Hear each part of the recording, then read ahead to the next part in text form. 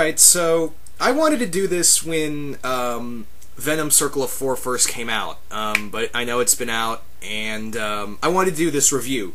And I'm going to be reviewing the story that inspired the story out now of Circle of 4, and that is the new Fantastic Four Monsters Unleashed, which is basically, this is a trade that, funny story, I got this for, it was, really the trade is really cheap. You can find it on Amazon right now for at least $5, and in truth, the trade costs $5.95 in US and $6.95 in Canada.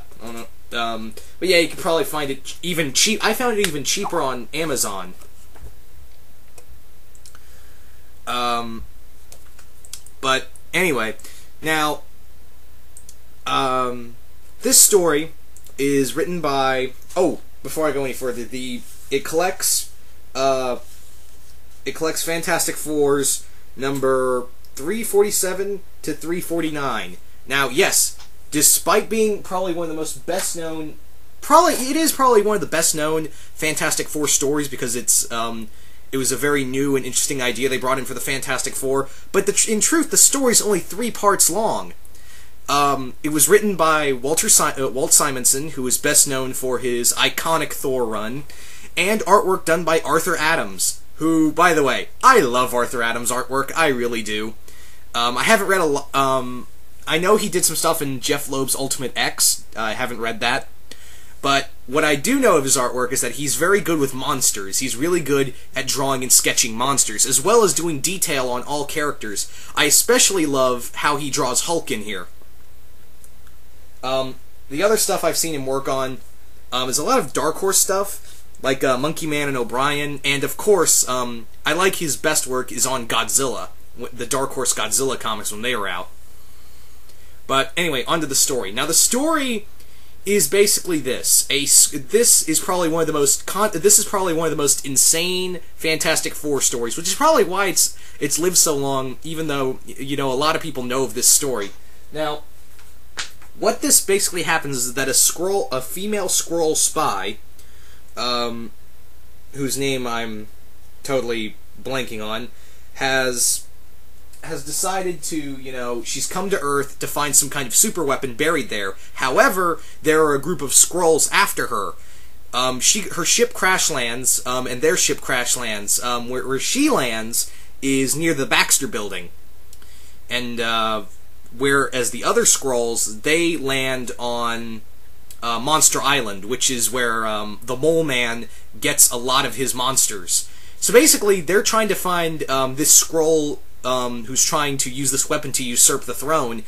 What basically happens is that the commander of the Skrull army, the Skrull squad that's sent out to find the spy, basically decides, alright, we're going to use these monsters and tear apart this entire planet till we find her. So they basically take control of all the monsters on Monster Island, not Toho's Monster Island, Marvel's Monster Island, and send all these monsters on a rampage looking for her. However, during this, the Skrull has infiltrated the Baxter Building and taken out all of the Fantastic Four members through a stun ring, a ring that allows her to basically stun someone. She's also a Skrull telepath, which allows her to block mental images and cause empathy, which basically she can control someone through their emotions.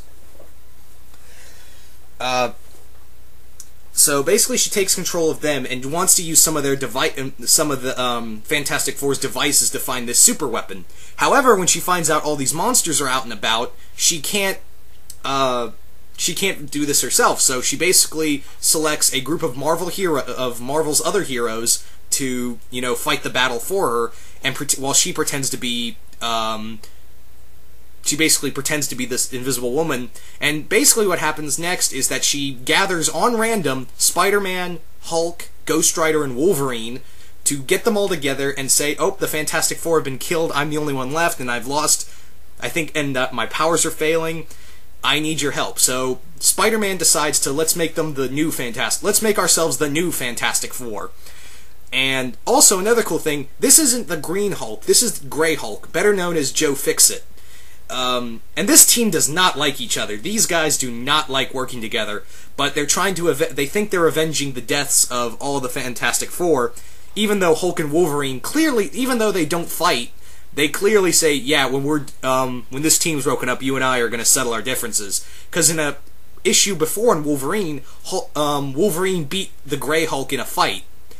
This kind of ties into the Peter David story with if you've probably all seen the cover with the issue number 304, I think that's the issue title, with Wolverine's claw, the iconic cover of Wolverine's claws, and you see the Hulk's reflection in them. This basically takes place a few weeks after that issue, so Hulk and Wolverine pretty much have some sore feelings towards one another. The other thing is that this story is just fun. Like, this story was meant to be just hilarious. Like, there are a few instances where Hulk and the rest of them are just having a lot of fun. Another thing I forgot to mention is that during this time period when Walter Simonson was doing his run, Ben had become human again for a short time, and someone else has become the Thing, and that person was Carol Danvers. Carol, for a short time, was known as She-Thing. Furthermore,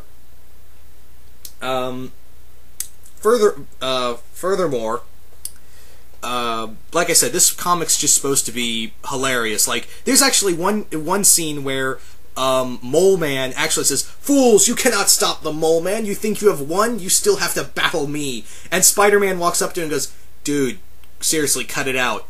You've got no chance. What have you got? A couple thousand? You've got a couple thousand Subterraneans. Look what we have. We've got the Fantastic Four, Hulk, Wolverine, Ghost Rider, and me. You've got no chance in hell." I thought that was just hilarious that Spider-Man would just be so casual about this. There's also a few other scenes where Hulk is trying to fight a monster, and he gets picked up and gets shaken around, and Spider-Man and Wolverine are watching. He's like, "You think we should help him?" And Wolverine goes, "Nah, he's fine." I love Arthur Adams' artwork in here. It's beautiful to look at. He clearly knows how to do etch detail, facial detail, as well as there's actually a lot of scenes with the Skrulls who have the weirdest expressions. Like, one of them has these eyes big as dinner plates. Another one where their mouths are just wide open screaming. Like, some of it's supposed to be like a Ren and Stimpy cartoon. And again, this comic book was not meant to be deep or anything. This was supposed to be just fun. I think, and it shows in this work. It's just supposed to be this fun story.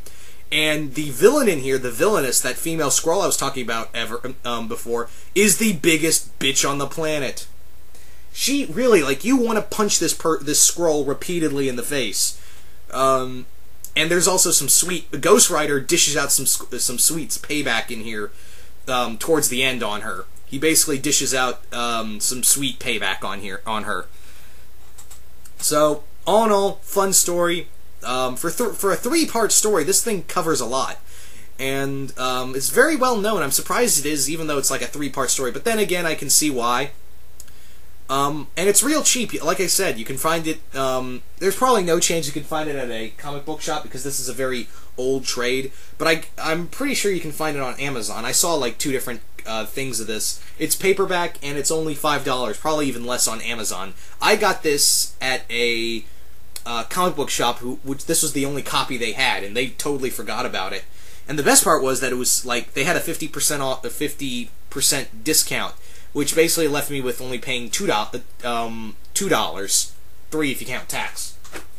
But yeah, had loads of fun with this comic, and yeah. But anyway, I hope you guys enjoyed this review, and yeah, hope you got. I'm probably going to review Circle of 4 when that comes out in trade, if I can get my hands on it and remember it's still out. But anyway, hope you guys enjoyed this. I'm out.